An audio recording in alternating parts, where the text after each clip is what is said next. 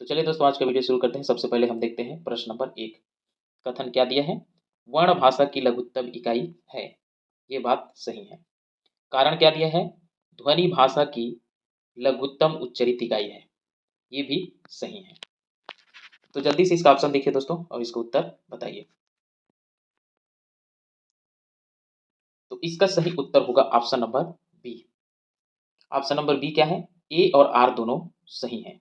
कथन और कारण दोनों सही हैं, लेकिन जो आर जो है ए की सही से व्याख्या नहीं है।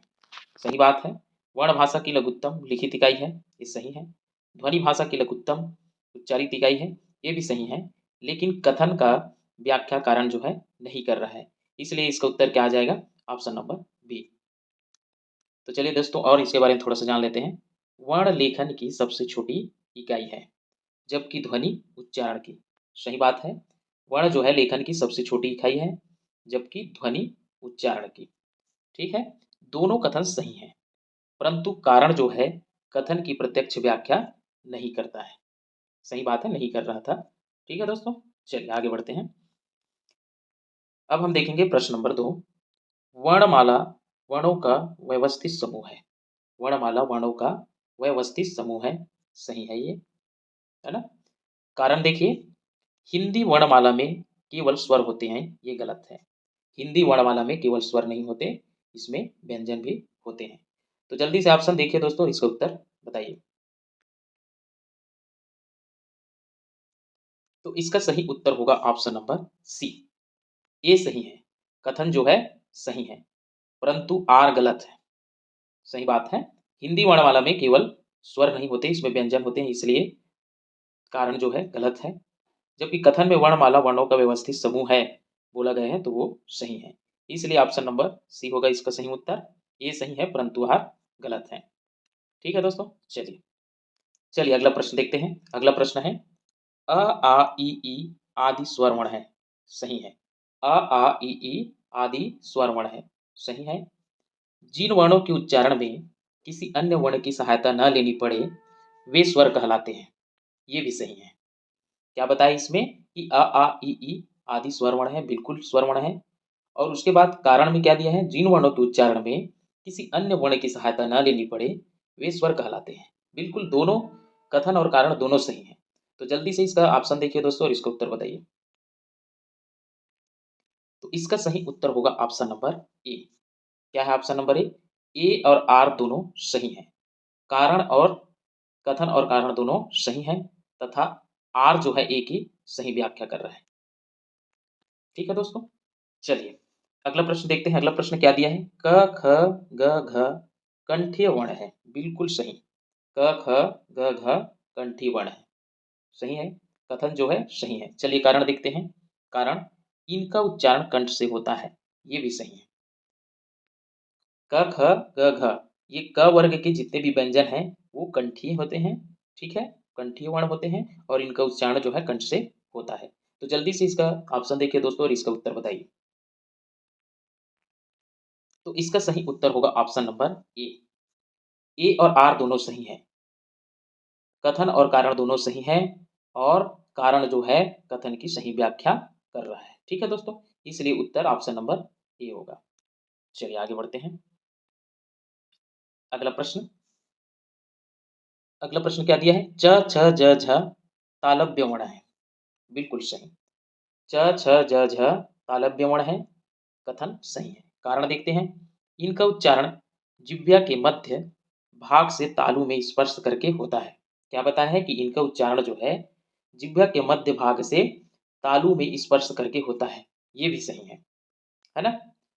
तो जल्दी से ऑप्शन देखिए दोस्तों और इसका उत्तर बताइए। तो इसका सही उत्तर होगा ऑप्शन नंबर ए। ए और आर दोनों सही हैं। कथन और कारण दोनों सही हैं, और आर जो है ए की व्याख्या कर रहा है, इसलिए इसका सही उत्तर हो जाएगा ऑप्शन नंबर ए।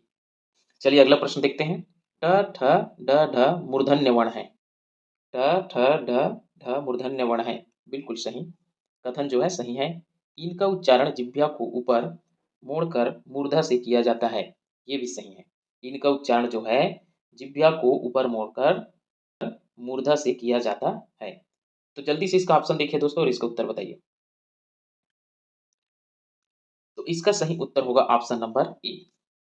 ए और आर दोनों सही हैं, कथन और कारण दोनों सही हैं, और आर जो है ए की सही व्याख्या कर रहा है, और कारण जो है कथन की सही व्याख्या कर रहा है, इसलिए इसका सही उत्तर हो जाएगा ऑप्शन नंबर ए। चलिए अगला प्रश्न देखते हैं। अगला प्रश्न क्या दिया है? त थ द ध दंत्य वर्ण है। त थ द ध दंत्य वर्ण है, बिल्कुल सही। कथन जो है सही है, कारण देखते हैं। इनका उच्चारण दांतों से किया जाता है। इनका उच्चारण जो है दांतों से किया जाता है, ये भी सही है। तो जल्दी से इसका आप लोग ऑप्शन देखिए और इसका उत्तर बताइए। तो इसका सही उत्तर हो जाएगा ऑप्शन नंबर ए। ए और आर दोनों सही हैं, और आर जो है ए की सही व्याख्या है। क्या बताया इसमें कि कथन जो है सही है, कारण भी सही है, और कारण जो है कथन की व्याख्या कर रहा है। चलिए अगला प्रश्न देखते हैं। अगला प्रश्न क्या दिया है? प फ ब भ ओष्ठ्य वर्ण है। प फ ब भ ओष्ठ्य वर्ण है, बिल्कुल सही। इनका उच्चारण होठों से होता है। इनका उच्चारण जो है होठों से होता है, ये भी सही है। कथन भी सही है, कारण भी सही है। अब आप लोग ऑप्शन देखिए और इसको उत्तर बताइए।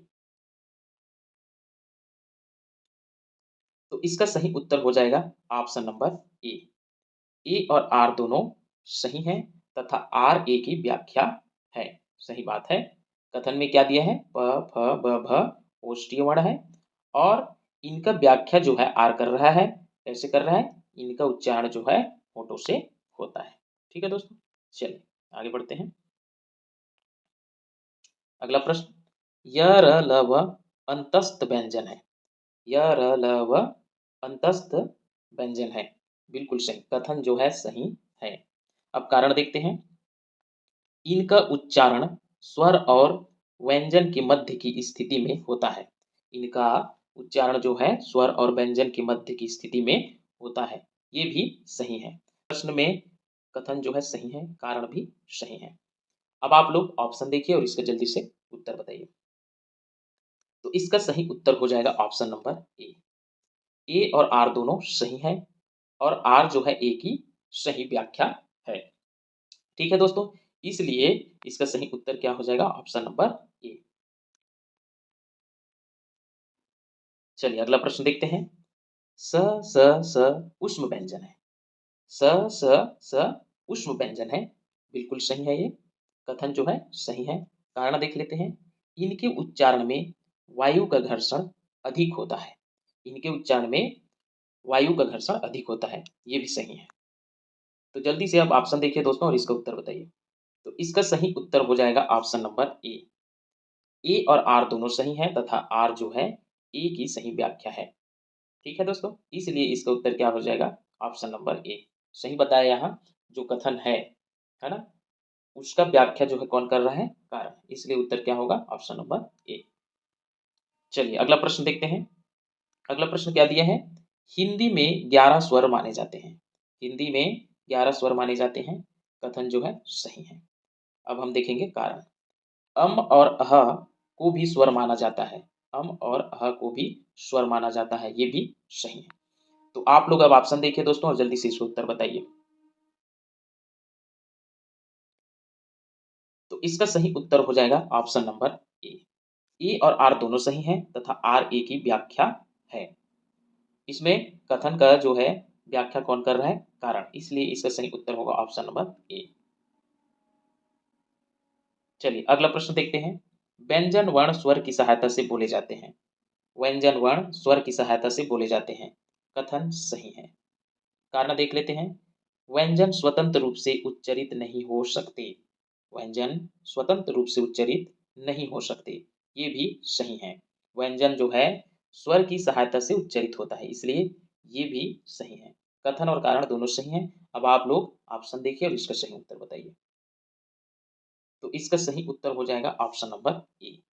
ए और आर दोनों सही हैं, कथन और कारण दोनों सही हैं, और कारण जो है कथन की व्याख्या है, इसलिए इसका सही उत्तर हो जाएगा ऑप्शन नंबर ए। ठीक है दोस्तों, चलिए आगे बढ़ते हैं। तो चलिए अगला प्रश्न देखते हैं। अक्ष, त्र या संयुक्त व्यंजन है। अक्ष, त्र या संयुक्त व्यंजन है। बिल्कुल सही है। कथन क्या है? सही है। ये दो वर्णों के मेल से बने होते हैं। ये दो वर्णों के मेल से बने होते हैं। कारण भी सही है। कथन भी सही है, कारण भी सही है। तो आप लोग अब इसका ऑप्शन देखिए और जल्दी से उत्तर बताइए। तो इसका सही उत्तर हो जाएगा ऑप्शन नंबर ए। ए और आर दोनों सही हैं तथा आर जो है ए की सही व्याख्या है, इसलिए इसका सही उत्तर हो जाएगा ऑप्शन नंबर ए।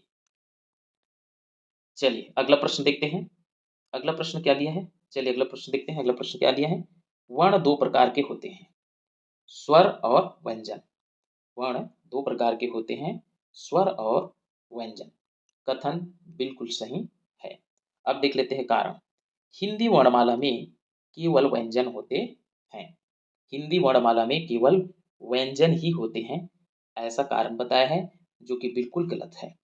हिंदी वर्णमाला में स्वर और व्यंजन दोनों होते हैं। ठीक है दोस्तों, तो चलिए आप लोग अब ऑप्शन देखिए और इसका जल्दी से उत्तर बता दीजिए। तो इसका सही उत्तर होगा ऑप्शन नंबर सी। ए सही है। कथन जो है सही है और कारण क्या है? आर जो है गलत है, इसलिए इसका सही उत्तर क्या हो जाएगा? Option number C. चलिए आगे बढ़ते हैं। अब देखते हैं हम लोग अगला प्रश्न। री एक स्वर है। बिल्कुल सही है। री जो है एक स्वर है। कथन बिल्कुल सही है। अब देख लेते हैं हम लोग कारण। इनका उच्चारण कंठ से होता है। इनका उच्चारण कंठ से होता है, ये भी सही है। अब आप लोग इसका ऑप्शन देखिए और इसका जल्दी से उत्तर बता दीजिए। तो इसका सही उत्तर होगा ऑप्शन नंबर बी। ए और आर दोनों सही हैं। कथन और कारण दोनों सही हैं, परंतु कारण जो है कथन का व्याख्या नहीं है, इसलिए इसका सही उत्तर हो जाएगा ऑप्शन नंबर बी। ए और आर दोनों सही हैं, परंतु आर जो है ए की सही व्याख्या नहीं है। तो ठीक है दोस्तों, आज का वीडियो यही समाप्त करते हैं। उम्मीद है यह वीडियो आपको पसंद आई होगी।